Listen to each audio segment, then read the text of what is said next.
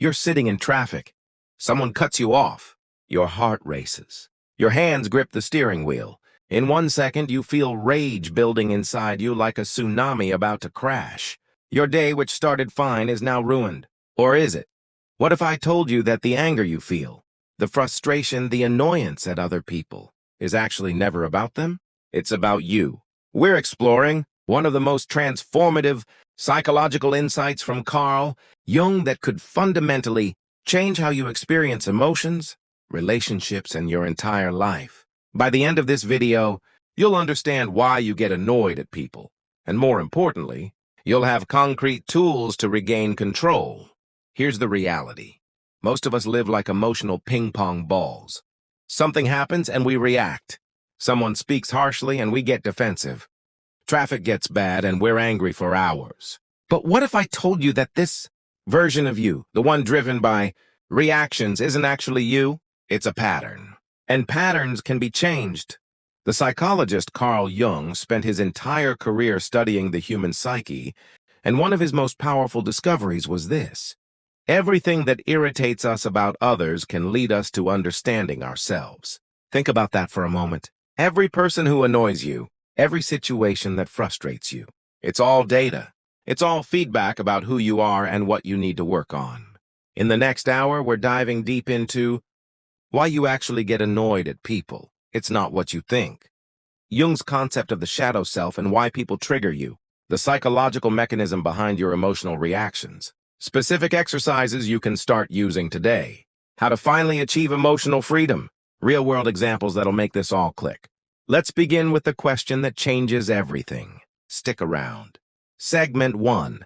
The illusion of external control. We've all done it. We blame other people for how we feel. He made me angry. She annoyed me. They ruined my day. It's so natural that we barely question it. But here's where Jung would stop us and say something radical. No one can make you feel anything. No one. Now, before you dismiss this as toxic positivity or cold philosophy, hear me out. Jung wasn't saying that other people's behavior isn't frustrating or that their actions don't matter. What he was saying is this.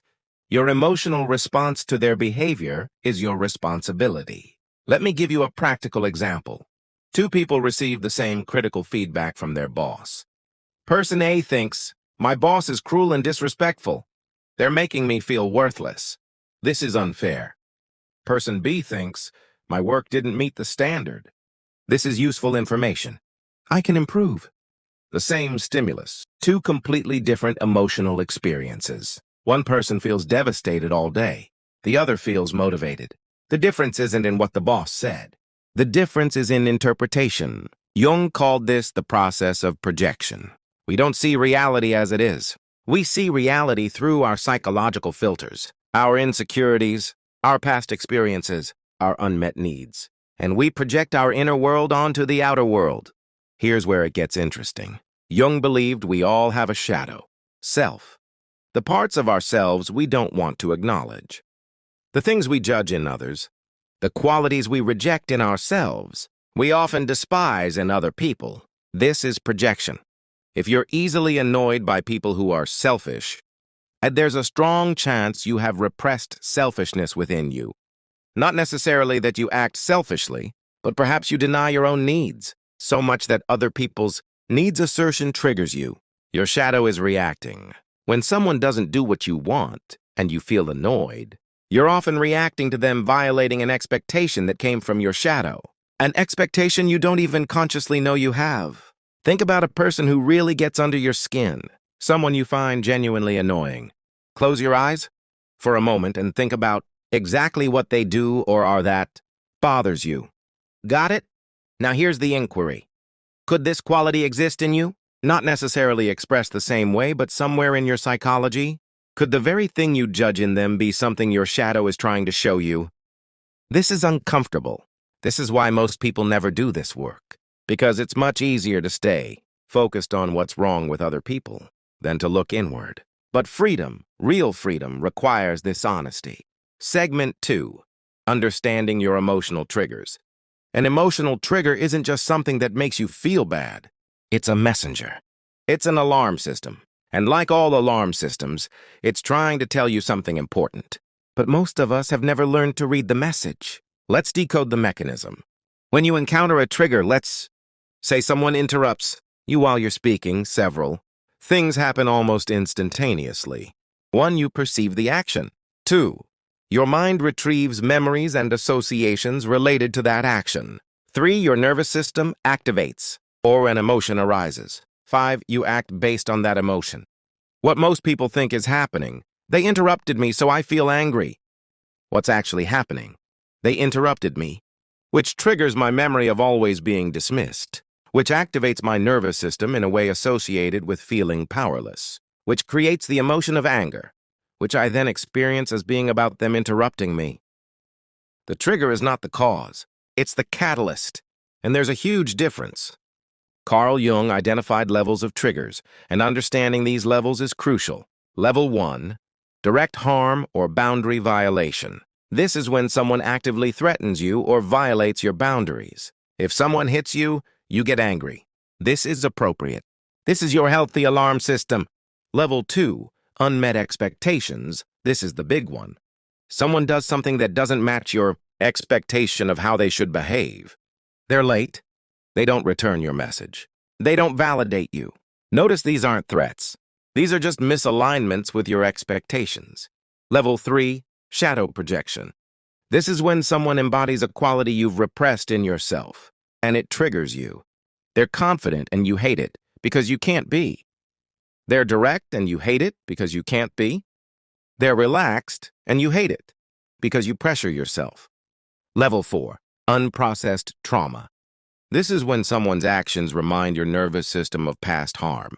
Someone raises their voice, and even though there's no threat, your system responds as if there is. Because it's been trained to do so, let's do something practical. I want you to think about the last time you felt genuinely annoyed at someone. Got it? Now let's diagnose which level it is. Ask yourself, did they actively harm me? Level 1. Did they violate an expectation I had? Level 2. Does this quality trigger me because I judge it in myself? Level 3. Does their behavior remind me of something from my past? Level 4. Most of our daily annoyances are level 2, 3, or 4. They're not about actual harm. They're about meaning we've assigned. This is liberating because it means we can change our interpretation. Let me give you some real scenarios. Scenario 1. Your partner is late for dinner. Surface emotion, annoyance. Trigger level, likely level 2, unmet expectation. Or level 3, if lateness triggers your feeling of not being a priority.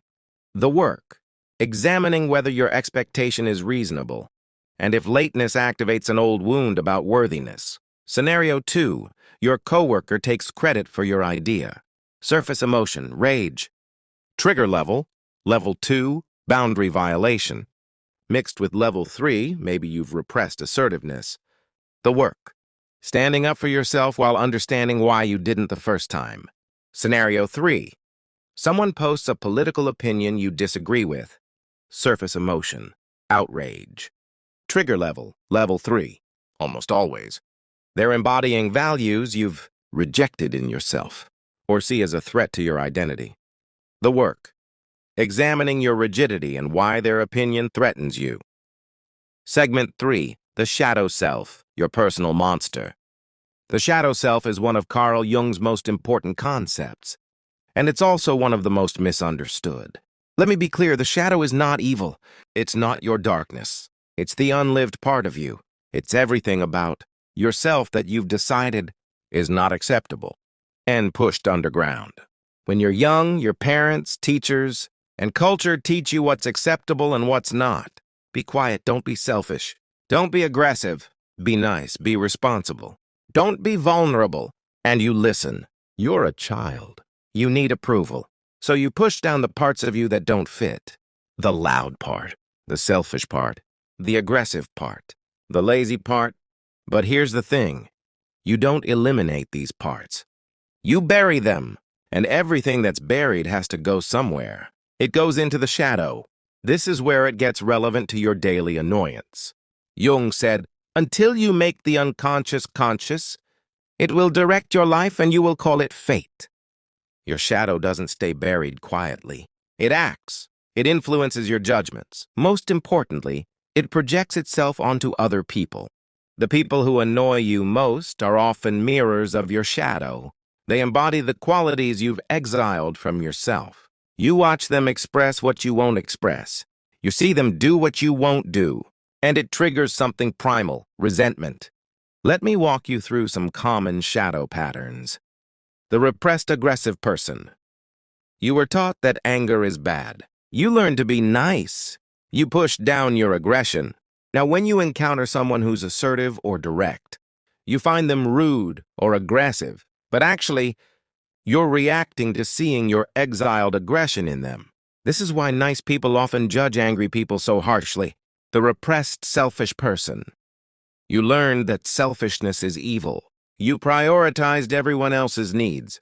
Now, when you see someone prioritizing their own needs, you judge them as selfish and self-centered. But what you're actually reacting to is permission you never gave yourself. The repressed lazy person. You were taught that laziness is failure. You're always productive, always pushing. Now, when someone takes a break or moves at a slower pace, it irritates you. You call them unmotivated. But what you're reacting to is your own repressed need for rest. The repressed vulnerable person. You learned that vulnerability is weakness. You present as strong always.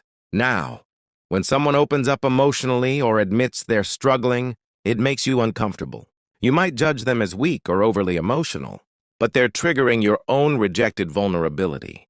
The repressed sensual person. You learned that sexuality or sensuality is inappropriate. Now, when someone dresses provocatively or talks openly about sex, you judge them. But they're triggering your own repressed sexuality. Here's how Jung would suggest you work with this. It's challenging but transformative. Step 1. Notice your judgments. Pay attention to the people you judge most harshly. Not just annoyed, judged. Who do you think is wrong? Shallow? Selfish? Aggressive? Step 2. Examine honestly. Could these qualities exist in you, not necessarily expressed the same way? Could you be aggressive differently? Could you be selfish in different contexts? Could you be lazy in certain situations? Step 3. Explore why you rejected it. Where did you learn this quality was bad? What message did you get? Maybe from a parent who was too selfish, and you vowed never to be that way. Or a parent who was too aggressive and you vowed to be peaceful. Step 4. Begin integration. You don't have to act on the shadow quality, but you have to acknowledge it. Say it out loud. I have aggression in me. I have selfishness in me. I have laziness in me. This sounds strange, but it's incredibly liberating, because when you own it, it loses its power. It stops projecting itself onto others. Step 5. Find expression. Find safe, appropriate ways to express the shadow quality. If you've repressed aggression, maybe you go to a boxing gym. If you've repressed selfishness, maybe you take a day for yourself. If you've repressed sensuality, maybe you dance or wear something that makes you feel attractive. The expression doesn't have to be literal. It just has to be acknowledged. This is particularly important in intimate relationships. We're often most attracted to people who embody our shadow. We fall in love with someone who has qualities we don't allow in ourselves. At first, this is exciting. We feel complete. But over time, as the relationship deepens and the newness wears off, we start to judge the very qualities we loved. That spontaneous partner becomes irresponsible. That emotional partner becomes too sensitive. That assertive partner becomes domineering. What happened? You started projecting your shadow onto them. You stopped seeing them and started seeing your own rejected qualities. If you can do the shadow work, relationships transform. Instead of resenting them for being what you won't be, you can appreciate them, learn from them, and slowly integrate those qualities in yourself. Segment 4. The neuroscience of emotions. Understanding how your brain works is essential to controlling your emotions. Here's the neurological reality. Your amygdala, the emotional processing center of your brain reacts to stimuli about 80 milliseconds, faster than your prefrontal cortex, which is responsible for reasoning and impulse control. You feel annoyed before you think. This is why you can't just think positive your way out of an emotion. Your nervous system has already activated. Your body has already prepared for fight, flight, or freeze. Your prefrontal cortex is lagging behind. Stephen Porges developed something called polyvagal theory, which builds on Jung's work in a fascinating way. He showed that your nervous system has 3 layers. Layer 1, the reptilian brain, primitive. This is where your fight, flight, freeze response lives. It's activated when there's perceived threat. It's not logical. It's not thinking. It's reacting. Layer 2, the limbic system, emotional. This is where your emotions and memories live. This is where your shadow projects. Layer 3, the neocortex, thinking. This is where your reasoning, logic, and reflection happen. When you're triggered, you're shifting from layer 3 to layer 1. Your prefrontal cortex goes offline. You become someone else, someone reactive, someone defensive. This is when you say things you regret, misinterpret people's intentions, and spiral. Here's the practical application. To control your emotions, you need to keep your nervous system in layer 3. Once you're in layer 1, you can't think your way out. You have to calm your nervous system first. Method 1, the 5, 4, 3, 2, 1 grounding technique. When you feel triggered, name 5 things you see. Name 4 things you can touch. Name 3 things you hear. Name 2 things you smell. Name 1 thing you taste. This brings you from layer 1 back to layer 3 by engaging your sensory cortex. Method 2, box breathing. Breathe in for 4 counts. Hold for 4 counts. Breathe out for 4 counts. Hold for 4 counts, repeat 5-10 times. The vagus nerve controls breathing, so breathing control is nervous system control. Method 3, the 24-hour rule. Before responding to something that triggers you, wait 24 hours. This gives your amygdala time to calm and your prefrontal cortex time to engage. Most things you want to say in anger will feel ridiculous after 24 hours. Method 4, physical movement. Triggered emotions activate your body's stress response. Burning this off through movement, running, dancing, yoga, completes the cycle. You're telling your body that the threat has passed. Here's where neuroscience and Jung's shadow work connect. When your nervous system is calm, you can actually observe your shadow without being overwhelmed by it. You can notice your judgment without acting on it. You can feel your anger without letting it control you. But when your nervous system is activated, you're at the mercy of your shadow. You're in fight mode. Your judgments feel like truth. Your reactions feel justified. This is why the first step is always nervous system regulation. Once you're calm, you can do the deeper psychological work. Segment 5, practical tools for daily life. Get a notebook. This works better than digital because it engages different cognitive processes.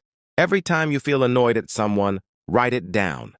Include: who annoyed you? What specifically did they do? How did you feel? Rate 1-10. What was your initial judgment of them? Looking back, what expectation of yours did they violate?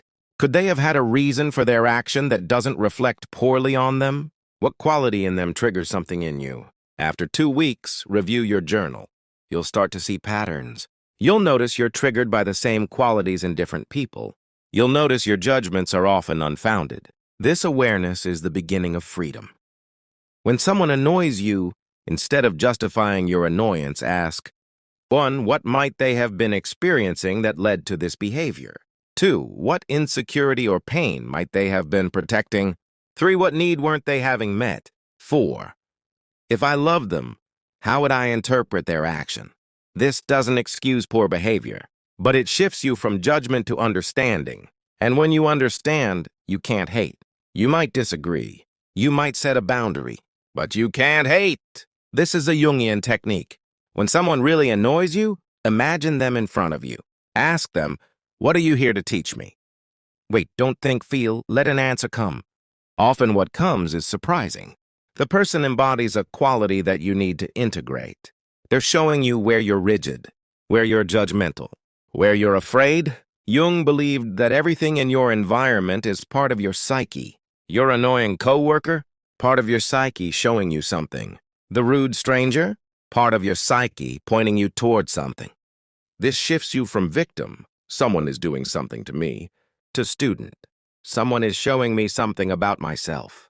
Often we're annoyed because someone is violating values that we're not consciously aware of. Let me show you how to uncover these. Make a list of times you felt genuinely annoyed this past month. The core value that was being violated. For example, annoyed at someone who didn't listen violates your value of respect.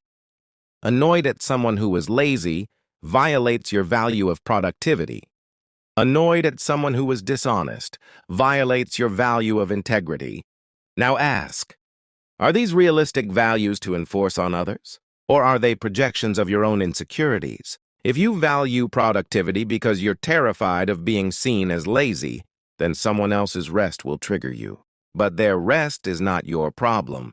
Your terror is... Many of us confuse emotional regulation with passivity. No, sometimes you need to set a boundary, but do it consciously, not reactively. When triggered, pause. Use one of the nervous system techniques. Name what you're feeling. Ask, is there a real boundary being violated, or is this a projection? If there's a real boundary, communicate clearly and calmly. If it's a projection, do the shadow work. How to communicate a boundary when you're regulated. When, I feel, because, I need specific request. Example, when you interrupt me during meetings, I feel disrespected because I value being heard. I need you to let me finish my thoughts before responding. Notice, this is not blaming them. This is not you're rude. This is clear, specific, and about your experience. This is how you maintain boundaries without creating resentment. This is simple but powerful. Every time you have an annoyed thought about someone, create an alternative explanation that's equally valid. Annoyed thought, she didn't text me back. She doesn't care about me. Alternative reframe, she didn't text me back. She's probably busy. Or maybe she's dealing with her own stuff. Or maybe she didn't see it. Or maybe she's someone who processes things slower. Or maybe this isn't about me at all. You don't have to believe the reframe is true. You just have to recognize that your original interpretation might not be. This loosens the grip of your annoyance. You realize you've been telling yourself a story. Do this every morning for 10 minutes. It literally rewires your brain toward compassion. Sit comfortably. Close your eyes. Bring to mind someone you love. Feel the warmth. Now bring to mind someone who's neutral, someone you neither love nor dislike. Extend the same warmth. Finally, bring to mind someone who's annoyed you. Extend the same warmth. You don't have to feel it. Just practice the gesture. Over time, this trains your brain to default toward compassion rather than judgment. Your nervous system becomes calibrated toward connection rather than threat. Segment 6. Common mistakes and how to avoid them. The most common mistake is thinking that understanding this intellectually means you've integrated it. You watch a video like this, you nod, you think that makes sense, and then you go back to being annoyed at people. Understanding and integration are different things. Real work requires practice. It requires noticing yourself in real time. It requires stopping and choosing differently. It's not comfortable, but it's worth it. Another common mistake is thinking this means you should never be annoyed. You should always be understanding. You should always be zen. This is actually repressing your shadow again. It's pretending you don't have anger, preferences, or boundaries. You will get annoyed. You will have preferences. You will have boundaries. The work isn't to become emotionless. It's to become conscious. To know why you're annoyed.